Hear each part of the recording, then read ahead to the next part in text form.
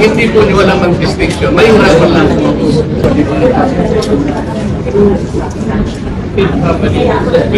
Diba? Hindi po sinabi walang kinalaman. Pag wala pong masyadong background, nahihirapan po tayo mag-kaintindihan. Napakasimple po ng pinapalit ko.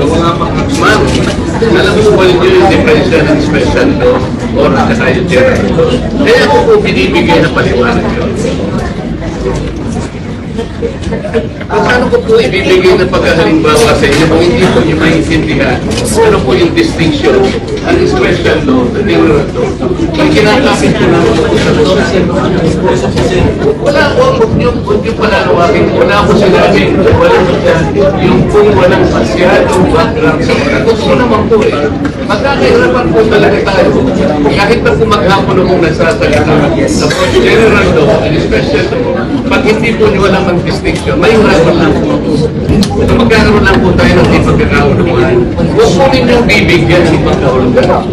Malinis po yung nangarin po ng paglalahad because to me, ito po ay napakasimple. Kasi palagi po kayong ganyan kapag sinabi namin nakala mo, magiging meron na sa nangarin. Hindi po.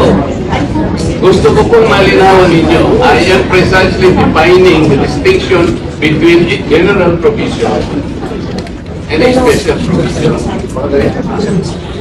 Huwag kayo magbibigay ng ganun po. Pinipilit kong ipaliwanag po sa abot ng aking kakanyang maipaliwanag sa inyo unless and until we understand the distinction between the two. Baka po, pagtibati lang po tayo ng matagal. So huwag po niyong bibigyan ng masamang kaulapan. Pinipilit ko pong makatulong sa ating lahat. So naintindihan po niyo yung distinction ng termo. So wala po tayong problema. I am trying to premise my discussion and my argument on the validity and supremacy of a special provision. Yan na po. Pinapiging na po kayo, pero ayaw nyo naman akong pakinggan. Napakasimple po ng distinction na binibigay ko. Ang pakiusap ko lang po, huwag kayong magbibigay ng masamang kahulugan. I am only precisely placing a distinction between the two. Yun lamang po. Wala pong ibang masamang kahulugan doon.